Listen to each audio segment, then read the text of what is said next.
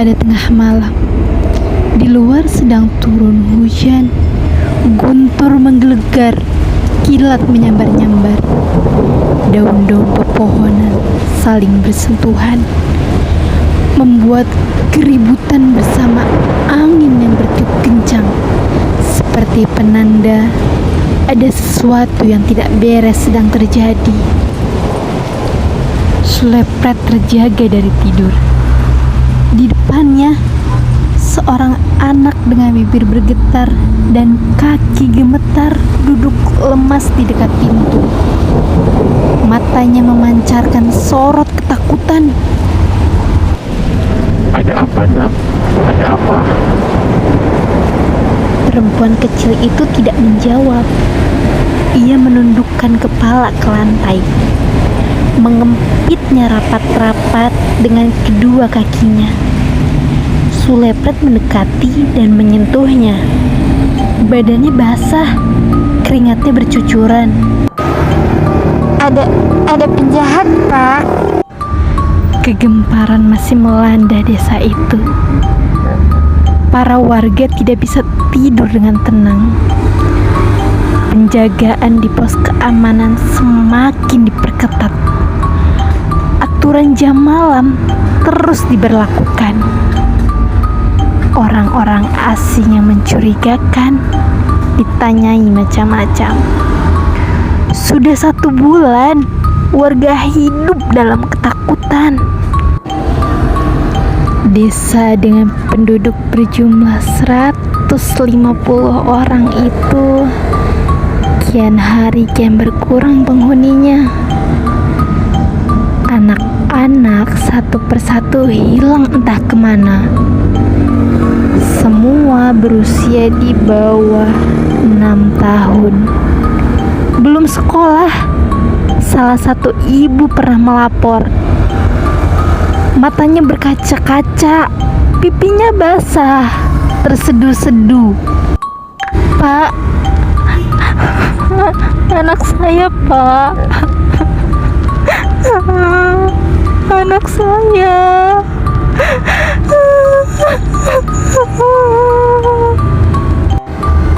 Katanya kepada Sulepret. Banjir tangisnya semakin deras. Kenapa, Bu?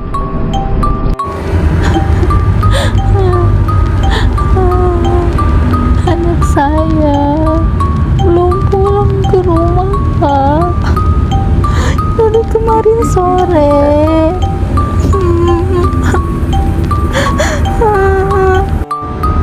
Sebagai salah seorang petugas keamanan di desa, dan karena mulai terbiasa dengan peristiwa itu, Sulepret mendengarnya dengan tenang. Ibu itu orang ke-10 yang terdata sebagai korban kehilangan.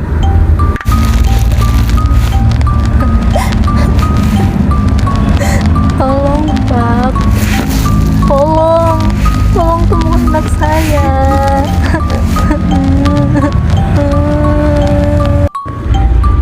Ibu itu tersungkur ke tanah. Dia menggenggam erat baju bermotif kotak-kotak dan celana pendek berwarna biru yang dipakai anak laki-lakinya ketika bermain keluar rumah sore kemarin. Pakaian itu dia temukan tergeletak di depan pintu rumahnya. Anakku, kemana kau, Nak? Suaranya lirih terdengar, pilu sekali. Tenang, Bu. Tenang. Kami pasti cari. Hanya itu yang bisa Sulepret katakan. Dalam kurun waktu 1 bulan, kabar yang sama terus terdengar di telinga Sulepret. Sudah 15 anak hilang. Ada yang kakak beradik dari satu keluarga. Pak, Bapak harus temukan penjahat bangsat itu. Kata ibu lain pada suatu malam di pos penjagaan. Sepanjang jalan, ibu itu meraung-raung. Tangisnya membangunkan warga. Tepat di depan ibu itu, Sulepret terdiam.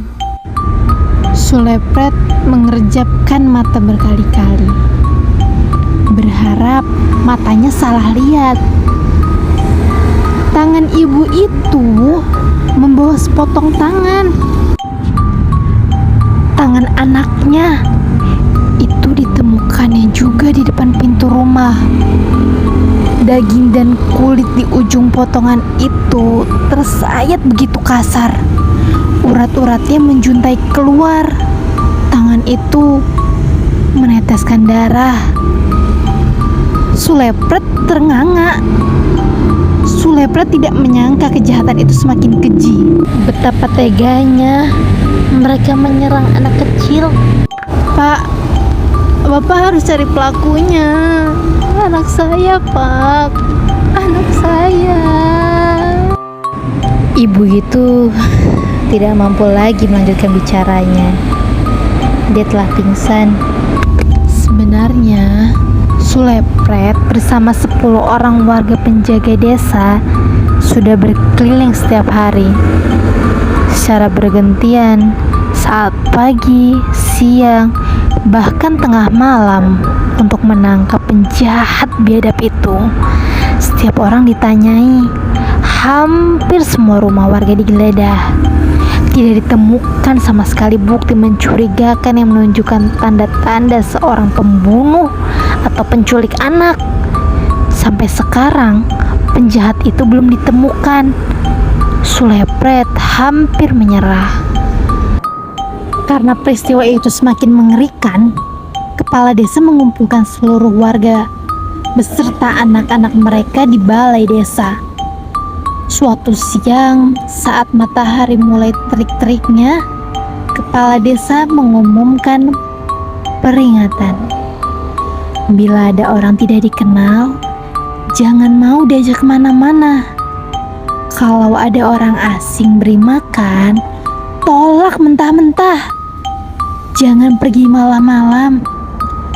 Bapak ibu harus jaga anaknya. Jangan biarkan main sendirian. Kalau perlu, terus diawasi meskipun bersama teman. Begitu perintah kepala desa. Sulepret sebetulnya menaruh curiga pada Surimin. Sulepret dengar, sebagai orang pintar di desa itu, Surimin menjalankan ilmu hitam dengan mencari tumbal agar ruh yang dia punya mau menjalankan perintahnya. Kedua warga penjaga juga berpendapat sama. Apa mungkin Surimin, Pak? Dia kan dukun. Pasti dia butuh tumbal. Saya curiganya juga begitu, Pak. Bapak ingat tinggal rumah Surimin yang belum kita geledah. Ayo kita ke sana, Pak. Malam itu mereka bergegas menuju rumah Surimin. Surimin dikenal jarang keluar rumah. Rumahnya selalu gelap meskipun malam. Bau kemenyan tercium mulai teras rumahnya. Beberapa tengkorak manusia terpajang di ruang tamunya. Surimin, keluar kau.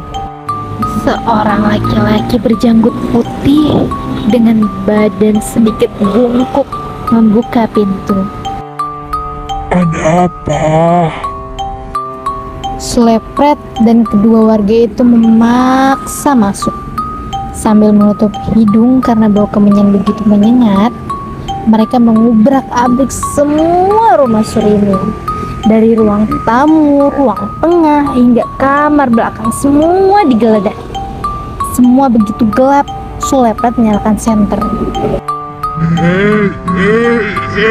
Ada apa ini? Bapak punya setan. Sergah Surimin. Dia merasa keberatan. Sulepret memeriksa tanpa izin. Sulepret masih saja sibuk menggeledah. Saya sudah tidak main dukun lagi, Pak. Surimin duduk di kursi goyang di ruang tengah. Dia menyalakan sebatang rokok. Bapak curi anak buat tumbal kan? Tuduh Sulepret. Mana buktinya? Cara seperti itu. Kedua warga itu berkumpul di ruang tengah. Mereka sedikit kecewa. Tidak ada bukti barang senjata tajam. Keris-keris pun sudah tak ada. Sudah saya bilang, saya sudah tidak pakai helm hitam. Sulepret mengerutkan dahi. Dia berusaha percaya tetapi agak sulit. Masih ada tanda tanya dalam benak. Sebagai warga, Surimin yang paling mencurigakan. Dia hanya keluar waktu tengah malam untuk mencari angin, katanya. Surimin mengambil napas panjang. Setelah mengusap kencang-kencang rokoknya dengan asap mengepul dari bibir, dia berkata, Kalau kalian mau cari penjahat itu, cepat sebelum dia kabur dari desa ini. Saya hanya bisa bilang penjahat itu laki-laki. Jangan-jangan kau pelakunya. salah satu warga masih sulit percaya. Bukan. Menurut penelaran saya, penjahat itu laki-laki dan masih berada di desa ini. Karena tidak menemukan bukti, Sulepret dan kedua warga itu pergi dengan tangan kosong. Surimin pun menyeringai. Penjahat, oh penjahat, mengapa engkau begitu bejat? Mengapa anak menjadi sasaran kekejaman? Apa salah insan kecil tak berdosa itu? Mereka masih punya masa depan yang begitu panjang. Mengapa nyawanya harus melayang begitu cepat? Betapa biadabnya penjahat yang menyiksa anak. Betapa pencundangnya orang yang menculik makhluk tidak berdaya yang tidak mampu melawan apa-apa. Dia masuk kamar. Adinda yang berusia 5 tahun itu berteriak semakin kencang. Sulepret menoleh. Beberapa tetangga yang mendengar menggedor pintu. Pak, ada apa? Ada maling? Jangan berisik, penjahat itu di sini. Dengan cepat para tetangga itu pulang ke rumah masing-masing. Tidak beberapa lama mereka datang kembali. Ada yang membawa linggis, ada yang memegang parang, ada pula yang memegang golok. Ayo Pak, kita bunuh. Jangan sampai lolos kali ini. Salah seorang dari mereka berbisik. Sulepret menempelkan jari telunjuk ke bibir. Jangan bersuara. Sulepret memberi isyarat. Penjahat itu bersembunyi di kamar pembantu di bagian belakang rumah dekat toilet. Kebetulan pembantu sedang tidak di rumah karena pulang kampung mengurus ibunya yang meninggal sakit jantung. Pada lantai menuju kamar itu ada bekas tapak kaki yang sedikit berair. Di luar masih hujan. Saya jaga di luar aja Pak. Mana tahu dia melompat keluar jendela. Ujar salah seorang tetangga.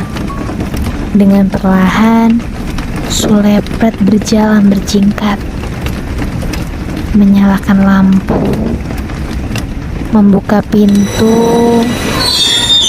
Dua orang mengikuti dari belakang. Beberapa tumpukan pakaian di atas meja dekat jendela bergorden hitam panjang hampir menyentuh lantai berjatuhan. Pintu lemari sedikit terbuka. Gorden itu bergerak-gerak. Dua jempol kaki terlihat di bawah gorden. Sulepret membuka gorden. Wah!